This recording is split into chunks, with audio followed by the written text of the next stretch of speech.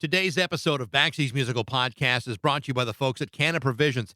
Canna Provisions is an adult-use cannabis dispensary with the largest selection of cannabis products in Western Massachusetts, with locations both in Holyoke and in Lee. They offer a warm, unique shopping experience with guides rather than bud tenders. In fact, they're not just a dispensary, they're a destination. Visit cannaprovisions.com, cannaprovisions.com. Adults 21, please, and please consume responsibly. And now, today's episode of Baxi's Musical Podcast. It's Baxi's Musical Podcast.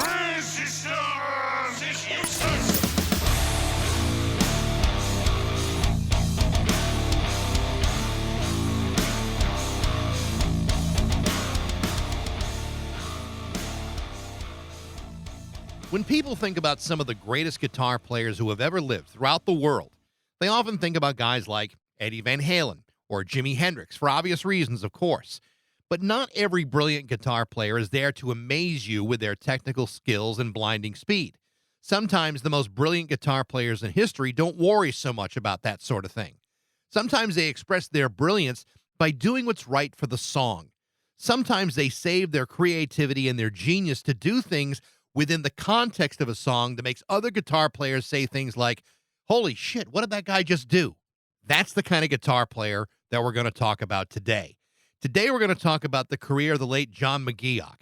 Between 1978 and 1992, John McGeoch was considered to be one of, if not the most innovative and creative guitar players in the world. In fact, he has sometimes been known as the Jimmy Page of the post-punk era. His recordings and live performances with Howard Devoto of Magazine, Visage, Susie and the Banshees, Generation X with Billy Idol, and later with John Lydon and Public Image Limited are still some of the most stunning pieces of pure musicianship of all time. And it was this sort of craftsmanship that inspired guys like The Edge from U2, or John Frusciante from the Red Hot Chili Peppers, or Johnny Marr from the Smiths. And all of these guys will readily admit that they learned more from the late John McGeoch than perhaps any other guitar player in history. And if you don't believe me, listen to songs like Shot by Both Sides or Because You Are Frightened by Magazine. Listen to Spellbound or the song Monitor by Susie and the Banshees off the album Juju. These aren't just great songs. These were genre-defining performances by a guy who couldn't possibly receive the credit that he deserved. There's a wonderful new biography that's just been released entitled The Light Pours Out of Me, the authorized biography of John McGeoch by Rory Sullivan-Burke. It's a beautifully written and fascinating look into the life, the career, and the struggles of one of music's unsung heroes. The book is fantastic, and the author of the book, Rory Sullivan-Burke, is my guest today on Baxi's Musical Podcast.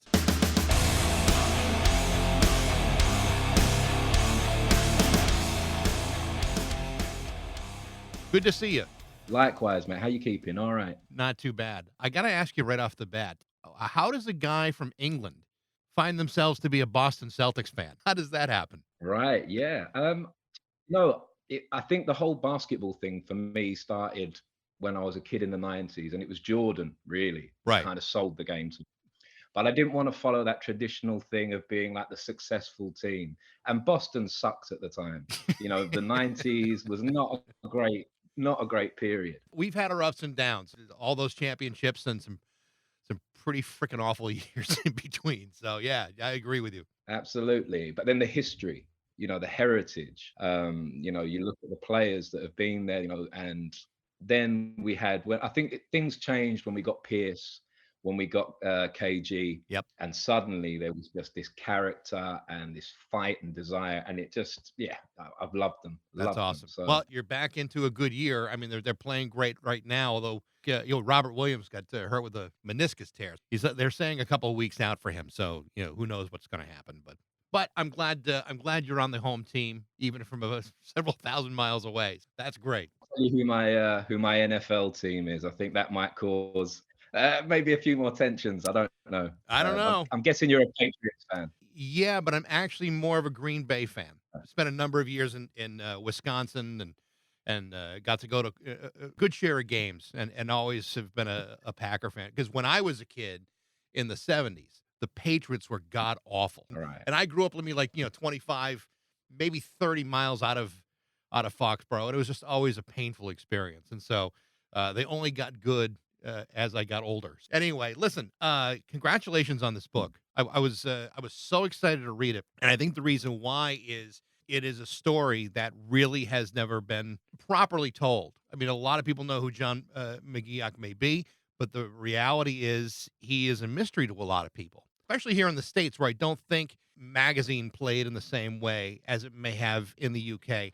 And Susie, too, for that matter. It didn't necessarily have the same impact here as it did over there. But, many years later, when you listen to just the genius of this guy, you wonder why it's taken so long for this story to be told. What was it that motivated you to write this book in about John McGeoch's life? Precisely what you're saying there. It all started really. I mean, I just love post-punk music, if you want to use that term, magazine, and that was my first introduction to John in the late 90s. Yeah. I got to hear Shot by Both Sides on one of those god awful compilation things like the best of punk or whatever. And I was just blown away by it. And I thought, oh my God, I kept rewinding the tape, listening to it again and again. But I think with John in particular, I was traveling down. It was so August 2020. We'd obviously been in lockdown since March. Things had started to ease a bit, and I was on a train journey down to see my daughter for the first time in God 6 months or however long it had been, and listening to a bit of the Banshees on the way, and thinking, I'd love to read a book about John. And I thought, there's got to be something. There has to be something. So I did a little, search on my phone, and there wasn't. And for some reason, and I'm still not exactly sure why, I just thought, well, why not do it yourself? You want to read about this guy, so why not write the book that you want to read? And I thought, yeah, that's a fine idea. And then, I wanted to go about it the right way. So the first port of call really was to contact his daughter via social media, just to make sure that she, would be okay with it, and that she knew that it was coming from a good place. So that's kind of how that happened. That I think that's exactly where good biography should start. I mean, there's a lot of unauthorized biographies out there that are, I mean, they're sensationalized. A lot of it's not detailed or accurate. But to have the family involved for the very first time, I mean, what was their reaction to you talking to them? They must have felt like that John McGeoch's life has been ignored in a lot of ways. They must have been grateful that you tried to take this on. Yeah, I think it was, I look back on it and think, wow, because when I spoke to Emily that first time, and I said, look, I'd like to do this. How do you feel? And she was just really like supportive from the get-go. She was like, yeah, you do that. Let me know. And she gave me some kind of, don't go harassing people, don't go, and which I wouldn't have done anyway, but she was totally behind it. I think maybe half expecting that nothing would really come of it, that I might just be some kind of fantasist and kind of thinking, oh yeah. But as soon as she gave me that green light, then I went ahead and just contacted people. But I think, yeah, there definitely is that. I mean, John, not just by his family, but I think acknowledged by fans and by other musicians, is that he has been sort of overlooked in a way, and almost, I wouldn't say forgotten about, but just not given the recognition and credit that his, talent really deserves, and his influence. All it was just to say, I think as things started to progress and as more and more people got on board with it, I think then she could she could see that this thing was growing and that it was serious, and that, I was obviously committed to doing it, and I wanted to do it well, and I wanted to do it, with integrity. So that was the big thing. What I liked about the book is you're getting a lot of first person accounts of not only his musicianship, because I mean you could talk about that all day, but you've also got a real three-dimensional look at John McGeoch, at the human being, and that this was not just a guy who was not just a guy who had maybe a drinking problem during his career, but this is a guy who showed kindness and showed a humility, and at the same time came up with these brilliant guitar parts for these classic songs. And some of them, you just go back and you listen to it again and you say, wait a minute, did he just do what I think he did? Or did he, what was that? I was listening to Into the Light from Juju from Susie and the Banshees just the other day.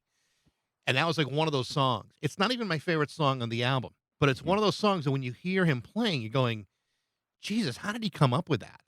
With everybody you talk to about just how astounded they are by the creativity of this guy. And when it comes to talking about guitar gods, it's usually like a lot of flash and a lot of notes as opposed to serving the song. And you address that a number of times in the book, and that may have been the thing that separates him from nearly everybody else at the time. Oh yeah, I wholeheartedly agree with you. I think one of the really interesting things that came out of that when I was speaking to people who were involved with John at the time and who were heavily involved in what had happened prior to the post-punk movement with punk, saying that he was already so adept by the time that he burst onto the scene. He knew what he was doing. He was a skilled player, and he couldn't hide that, and neither did he want to hide that. Which is why a band like Magazine, who was so experimental, who was so different, left field, than anything else really, was just perfect for him, a perfect vehicle for him to kind of express what he had, which was uniquely his and his alone. But the interesting thing I think about that period anyway, in general, is that you had the whole punk thing, which was very much the no more guitar heroes, and those kind of traditional licks and extended solos and all the rest of it were kind of just thrown to the side. But yet, with the whole kind of post-punk thing, you then had really, really creative guitarists, and a lot of them, coming out of Britain as well at that time. So you had the likes of Keith Levine, you had Vinnie Riley of Dirty Column, another great player, Geordie Walker, Killing Joke. There was all these guys who really had their own voice. But I think for John, I think what's telling is that he was just a natural artist. He was a creative. I mean, he'd gone up to Manchester to study fine art. He had that kind of mind, I think, that allowed him to really, express himself differently. I've always thought it was kind of funny, when you look back at the history of punk, certainly in the UK, even in the States for that matter, because I don't think the New York scene was really any different. It all started off with the idea that anybody could do this, even with the most rudimentary knowledge of music. And the problem is, anytime you grab an instrument and you keep playing it over and over again, you unfortunately get better. And eventually, the bands that promoted this no guitar heroes type of approach, they all got better. The Clash got better over time. Even creatively, you can make a really good argument that Pill was probably, in the long run, as innovative and inspirational to people as the Sex Pistols were. It just all depends on your perspective. And all of those musicians, from Keith Levine to Joe Wobble, became great musicians as their careers went on. And I think I think you're right. That's the difference between John McGeoch is, here's a guy that burst into this whole thing almost already formed. Yeah, no, absolutely. He was ready, and musically, it was just a case of being in the right place at the right time with the right skill set to really, do something that's like you said. I mean, it is one of those things. In a way, it's kind of niche, and he doesn't get the recognition he deserves. But then when you hear it and when you really listen to it, or when you introduce people who aren't familiar with it, they even recognize and say, do you know what? This guy's bloody good. Yeah. He really does stand out. He stands out sometimes. It's weird for not standing out, if you know what I mean. He's got that. There's a classiness to his playing. He's not a showboater. He's not somebody who's all about look at me, look how wonderful I am. But he's a very intelligent player. There's a part of the book which I actually think is probably the most interesting part, and it's right after John meets Howard Devoto. Howard Devoto had left the Buzzcocks by this point, and they're talking about starting a band, and they're getting ready to put Magazine together. And there's this building anticipation of people wanting to know what Howard Devoto is going to come up with. What is Magazine going to be? And by the time it actually arrives and Real Life is released, there was such excitement about the idea that this band was going to come together. I don't think people in the United States have a real grasp of Howard Devoto, and I certainly don't think they have any real grasp of anything prior to Singles Going Steady by the Buzzcocks and the importance of that band, historically speaking. To me, that's a really important part of the book, and it really lays the groundwork for McGeoch's entire career. It certainly does. Howard is a bit of an enigma, really. as and the whole thing about him leaving Buzzcocks as well, that sort of sent shockwaves for the time. Certainly, I think in Manchester, because they were just on the cusp of something. They'd released Spiral Scratch, which was such an important release, and he'd sort of just said, no, no, this isn't for me.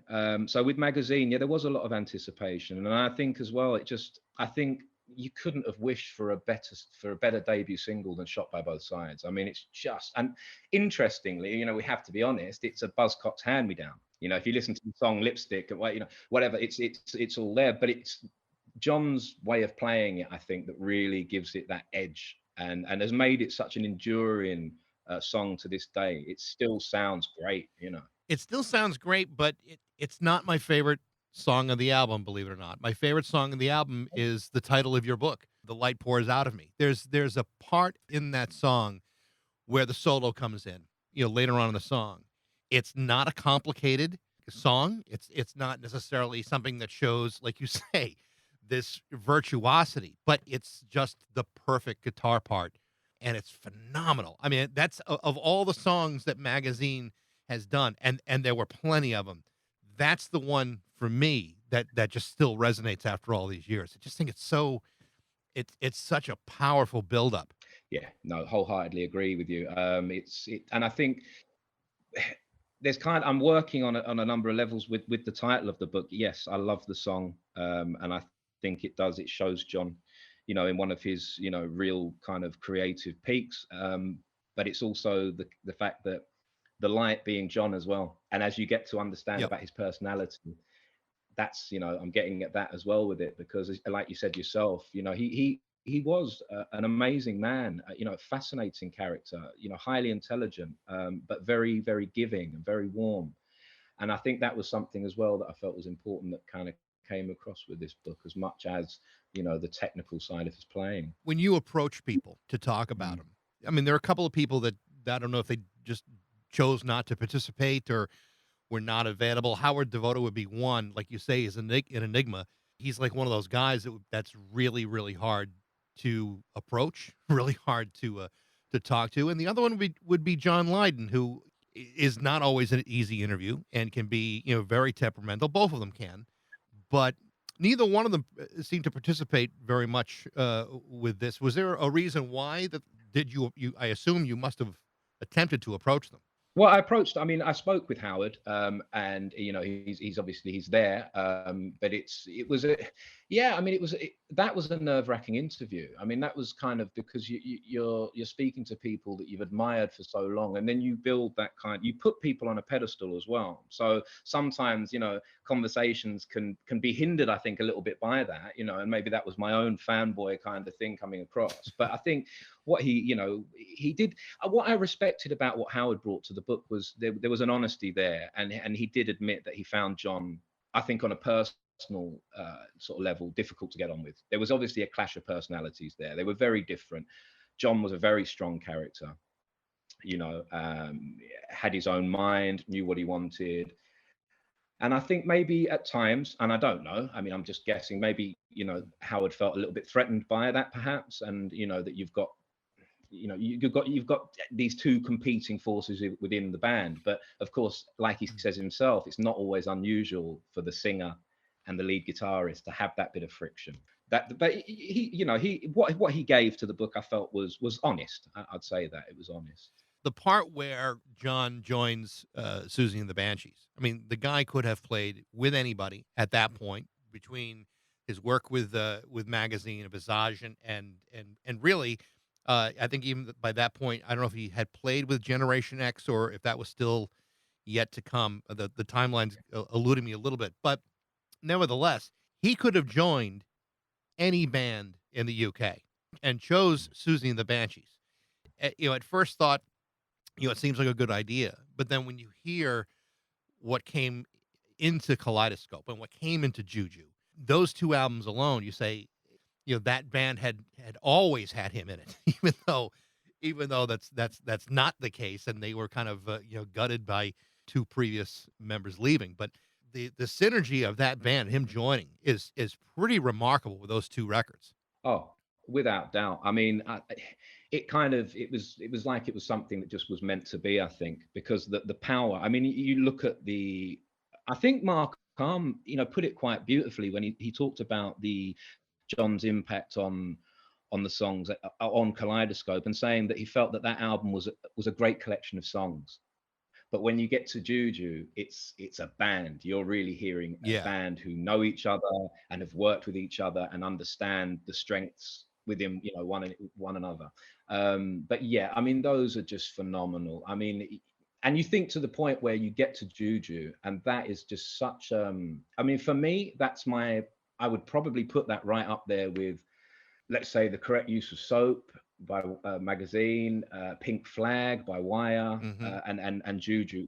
We're talking that caliber of album. And how do you follow that up? Because it's every song on that album delivers. It's brilliant.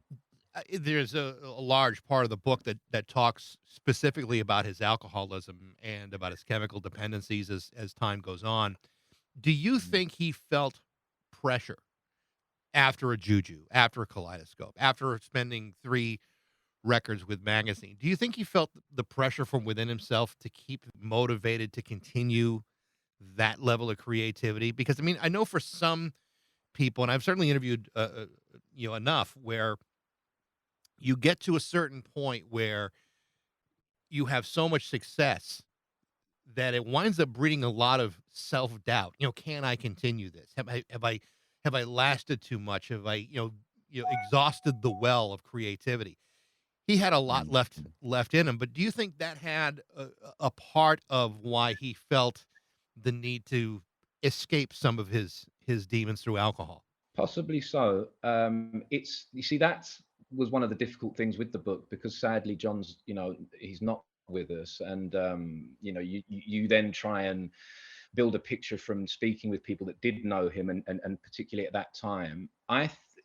My instinct would tell me that he was burning out. I think he was finding the touring, and the Banshees in particular were a group.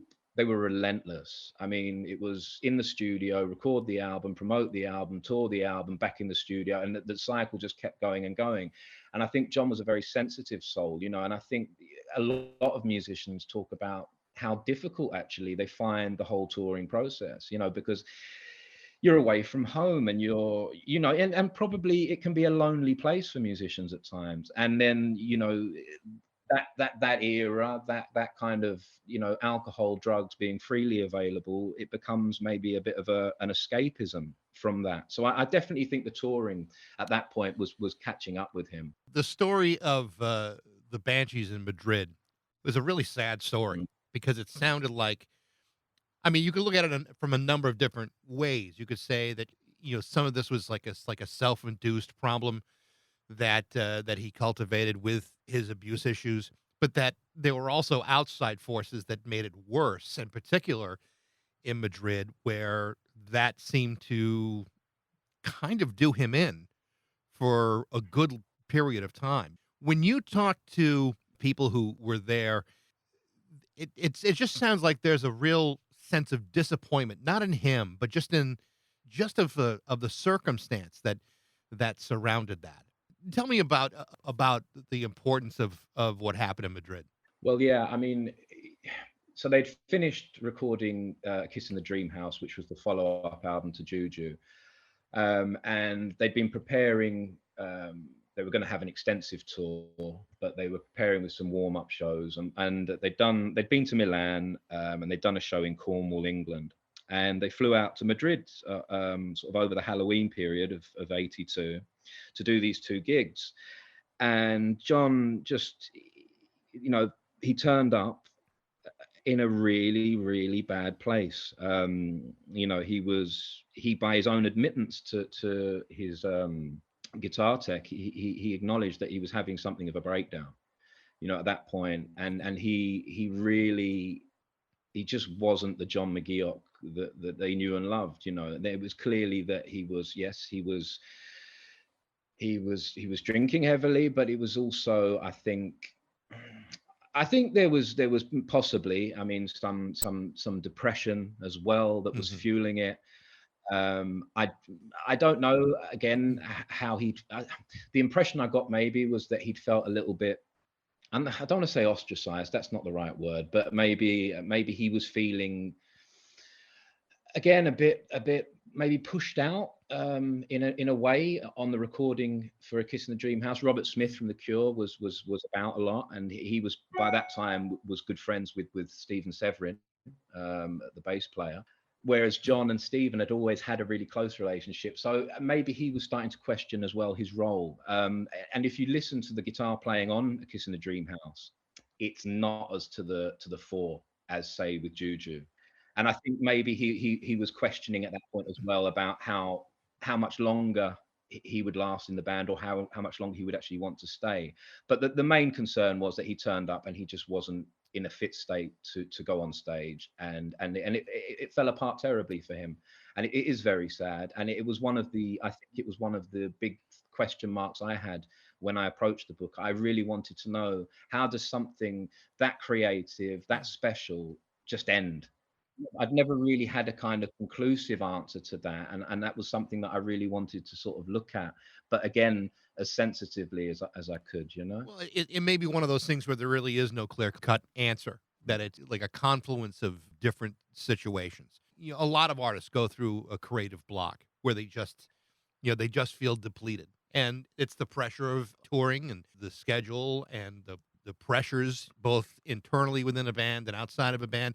I think that happens a lot more than we might think. And that may be one of the reasons why there are so many artists that wind up relying on drugs or alcohol, because it's the only thing that they can feel is to not feel the pain and just anesthetize themselves so they may not have to deal with it in a healthier way. I mean, I don't know if there's any relevance to that, but I think that sounds to me like what he was going through. No, absolutely, absolutely. And I think that was it, and it all came crashing down for him at that point. And unfortunately, he was out of the band, you know. But he needed, I think, at that point, you know, he needed a break.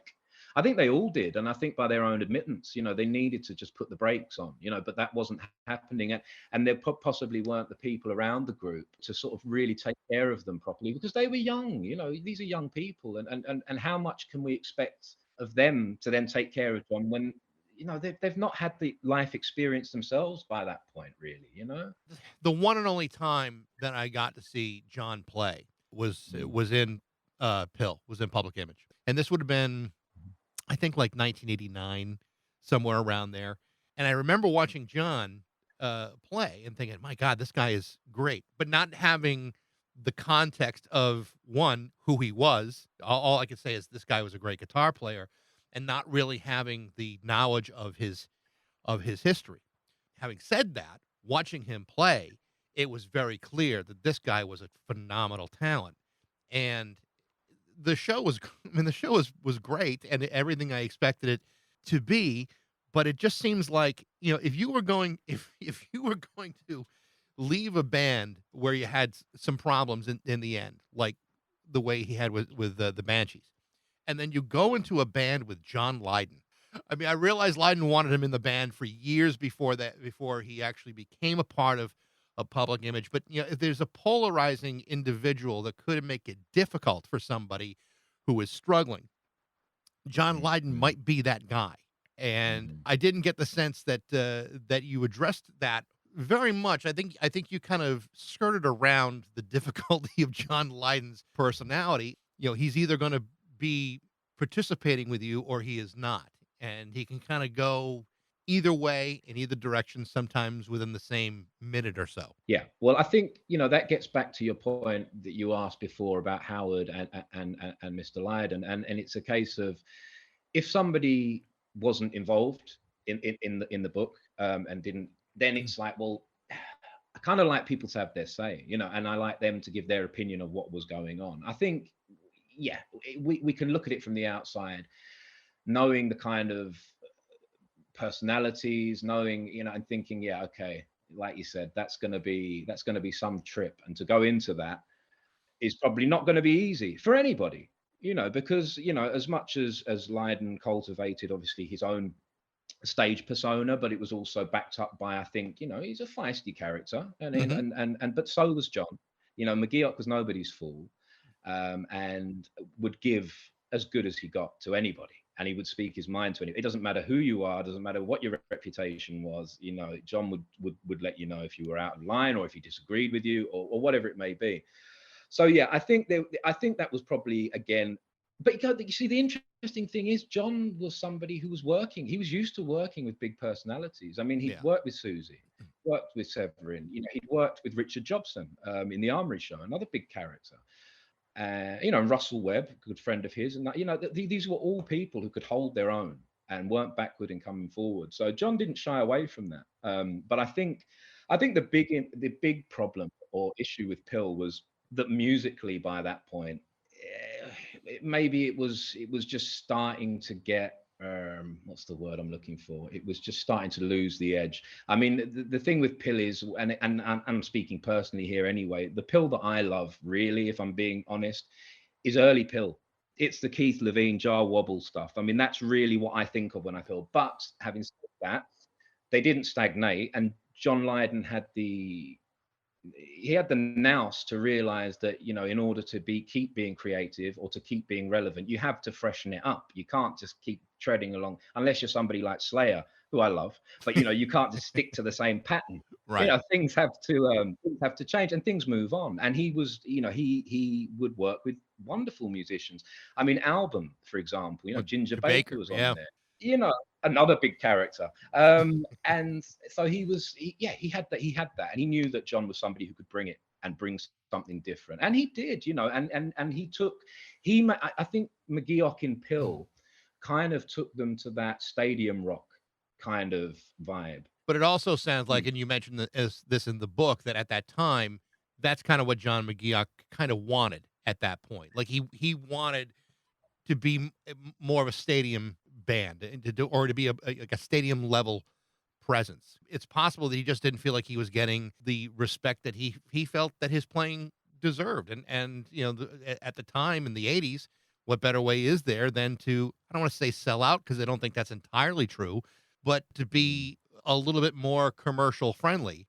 And I think that's one of the problems that a lot of people had with Pill in those last few albums, that it wasn't Metal Box, and it wasn't the first record, and it wasn't even Flowers of Romance. Or it wasn't that. It morphed into something more hit friendly. Yeah, and again, it was the time, wasn't it, where MTV was starting to kick into gear, you know, and the music video was becoming a big deal. And I think maybe in a way, I mean, Alan Diaz sort of said this, you know, that what Pill were doing by that point, you know, it was maybe it was appealing more to an American audience, certainly more than say Susie had done or Magazine with John. You know, I think Pill were maybe, you know, maybe more respected in America and in Japan than they were domestically by that point.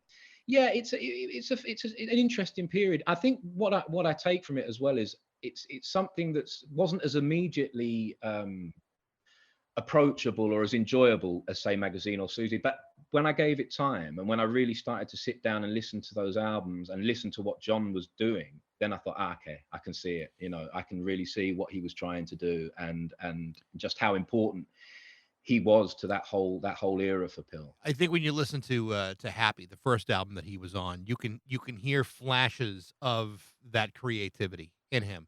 Maybe not so much in the album Nine, but certainly in Happy, I hear it. And seeing him play it live, I'm like, okay, well, this guy's pretty phenomenal. But again, I wish at the time in 1989 I had the history in my head and say, oh my God, that's John McGeoch. I didn't even realize who it was until Lydon introduced the band, and he didn't always do that. So, but that in hindsight, what a thrill to have seen him, because so many people simply had not, and so many people simply don't know who he is, and he is a guy who is definitely worth going out and reconsidering this brilliant music.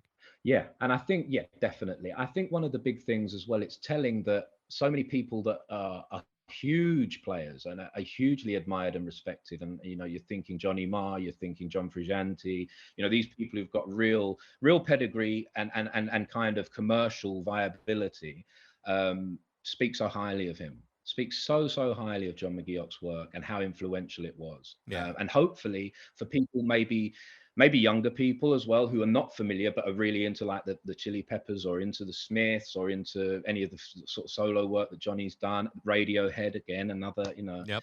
that they will think, well, okay, if this guy influenced my hero, maybe he's worth checking out. And I hope that that's what I really hope, that people just discover his music and fall in love with it like I did, and like yourself, Well, So well, like I said, it was a real joy to read the book because it was something I really wanted to learn more about, and I think you did a beautiful job with it.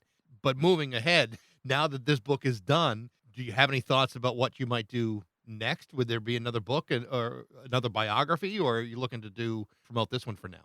I think for now it's a case of, yeah, I've got a job to do with John. I've got things that I want to see through, because this is just, I see the book really as a catalyst to hopefully just get more stuff going. In the longer term, yeah, it's been such an absolute joy. This whole thing. I mean, when you put it in the perspective of lockdowns and all the stress, and obviously I'm a care worker. That's my job. It's what I Yeah. do. So to get this opportunity to speak with all these wonderful people and to learn about the man behind the riffs has just been such a pleasure. So I definitely want to continue to write, and expand on that. But this has just been an honor, really. I can't put it any other way. Well, I read a lot of these kinds of books, and I've read some biographies that are just dreadfully dry because it's really just more of an academic approach. But the way you handle this book, I think, is really admirable. And for someone who may not have the international accolades that they probably deserve, you really bring a real human approach to this guy. And I have to thank you for that, because I think what you've done is really remarkable. Well, thank you. That's incredibly kind of you to say so. And I'm very, very grateful. Well, Rory, I appreciate the time today. Best of luck with the book. I hope it does very, very well. Brilliant. Listen, thank you so much. I really, really appreciate it. Once again, the name of the book is The Light Pours Out of Me by Rory Sullivan-Burke. It really is a great biography. Thanks for listening. I hope you enjoyed it. If you did, feel free to share it, rate it, tell all your friends about it. You can email me at bax@rock102.com. I'd love to hear what you think. And also, thanks to the folks at Canon Provisions. You can check them out at canonprovisions.com. And thanks again for listening to Baxy's Musical Podcast.